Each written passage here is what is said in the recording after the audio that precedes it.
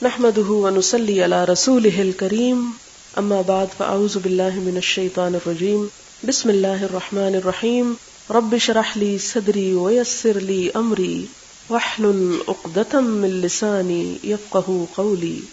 ایمان کے اجزاء پہلے لکھ لیجئے، تھوڑی سی تمہید کے طور پر ایمان کی چند باتیں، پھر میں کتاب پڑھوں گی تو انشاءاللہ پھر آپ کو سمجھ زیادہ آئے گی بات، اور ان چیزوں کو پس منظر میں رکھ کے آپ اس چیز کو جانیں گے. آج کے دور میں نفسیات کا بڑا عروج ہے اور بڑی باتیں ہوتی ہیں اور بڑا ڈنکا ہے. عملی نفسیات میں کامیابی کے لیے 4 شرائط بتائی گئی کہ کامیاب انسان کون ہوتا ہے، یا دوسرے لفظوں میں عملی نفسیات کی بنیادیں 4 چیزوں پر قائم ہیں، اور یہ 4 چیزیں انسان کے اندر چھپی ہوئی قوتیں ہیں، 4 قوتیں، مخفی قوتیں. اور ان کا کہنا یہ کہ انسان چاہے تو ان قوتوں کو اور طاقتور کر سکتا ہے، ان میں اضافہ کر سکتا ہے، اور جتنا وہ اضافہ کرتا جائے گا اتنا کامیابی کے مرحلے طے کر لے گا. یہ کون کون سی ہیں؟ نمبر 1 قوت یقین، کانفیڈنس پاور، اسی کو قوت اعتماد کہا جاتا ہے. نمبر 2 قوت ارادی، ول پاور. نمبر 3 قوت تخیل، قوت فکر، امیجنیشن پاور. نمبر 4 قوت ہدایت، سجیشن پاور. یہ ترتیب جو ہے یہ ایک بیانی ترتیب ہے، یہ ساری چیزیں ایک دوسرے کے ساتھ ریلیٹڈ ہیں. قوت یقین کو عموماً وہ اس طرح ڈیفائن کرتے ہیں کہ اس سے مراد وہ قوت ہے جو کسی کام کو کرتے وقت انسان اپنے اندر محسوس کرتا ہے. ماہرین نفسیات یہ کہتے ہیں کہ جس انسان کے اندر جتنی زیادہ قوت یقین ہوگی، کانفیڈنس جتنا زیادہ ہوگا، اتنا ہی زیادہ اس کی زندگی میں کامیابی کے امکانات ہوں گے. لیکن ماہرین نفسیات اس قوت کو اپنی ذات پر اعتماد میں لیتے. قوت یقین سے مراد اپنی ذات پر اعتماد، یعنی ذات کا اعتماد یا ذات پر اعتماد، جس کو سیلف کانفیڈنس کہا جاتا ہے. اور ان کا کہنا یہ ہے کہ جب تک انسان کو ذات کی معرفت نہیں ہوگی، ذات کی پہچان نہیں ہوگی، اپنے آپ کو نہیں پہچانے گا، اپنی قوتوں کو نہیں پہچانے گا، اس وقت تک وہ کامیاب نہیں ہو سکتا. لیکن وہ اس مسئلے پر پریشان ہے کہ ذات فنا ہونے والی چیز ہے. یہاں آ کے وہ بے بس ہو جاتے ہیں. مثلا میں اپنے آپ پہ بھروسہ کروں، اپنی قوتوں پہ اگر بھروسہ کروں تو میرے پاس جتنی بھی قوتیں ہیں، بعض اوقات وہ وقت کے ساتھ ساتھ، بعض اوقات مختلف حادثات کی وجہ سے، مختلف اسباب کی وجہ سے وہ میرے اپنے بس میں بھی نہیں ہوتا کہ میں ان کو بڑھا سکوں، وہ کم ہو سکتی ہیں.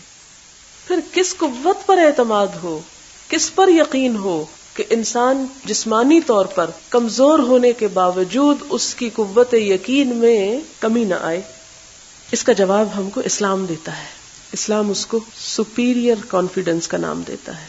اپنی ذات پر یقین نہیں، اللہ کی ذات پر یقین، اللہ کی ذات پر ایمان. اللہ لا الہ الا ہو الحی القیوم.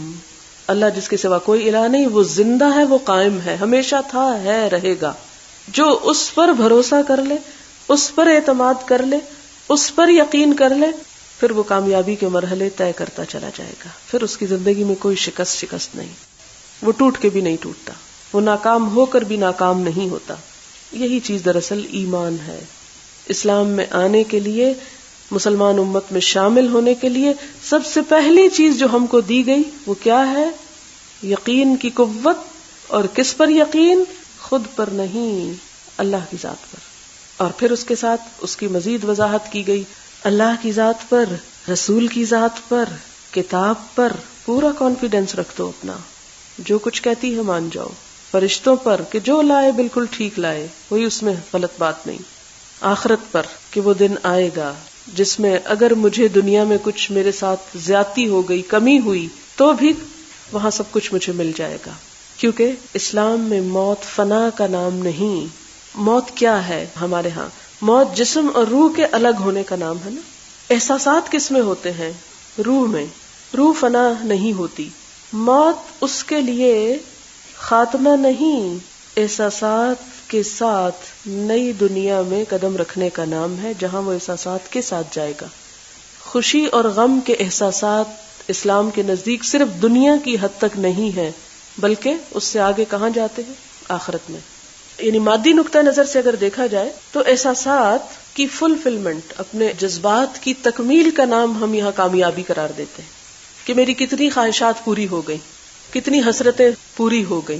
جتنی جس کی خواہشات پوری ہو گئی اس کو کیا کہا جاتا کہ وہ کامیاب ہے، اور جس بیچارے کی رہ گئی پوری نہ ہوئی اسے دنیا میں ناکام سمجھا جاتا ہے. اسلام کامیابی اور ناکامی کا یہ معیار قائم نہیں کرتا. وہ یہ بتاتا ہے کہ اگر احساسات اور جذبات کی تکمیل یہاں نہیں ہوئی تو روح ختم نہیں ہوئی، یہ دوسرے دروازے سے دوسری دنیا میں داخل ہو گئی. اور جن خواہشات کی تکمیل یہاں نہیں ہوئی وہاں پر نہ صرف یہ کہ تکمیل ہوگی بلکہ بہترین طریقے سے تکمیل ہوگی. اور اسی طرح اگر کوئی انسان اپنی خواہشات کی تکمیل میں دوسروں کی خواہشات اور دوسروں کے احساسات کو ٹھیس پہنچاتا ہے، ان کو ذبح کرتا ہے، تو بھی اس کو ذمہ داری قبول کرنی پڑے گی اور وہ دوسری دنیا میں جا کر اس کی سزا بھگتے گا. یہ تمہیدی چند باتیں تھی جس کو سامنے رکھ کے اب آپ ایمان کی ضرورت کو محسوس کریں کہ کامیابی کا راز قوت یقین میں ہے. یقین کس چیز پر؟ اللہ کی ذات پر. اس یقین کا نام ایمان ہے، اعتماد ہے.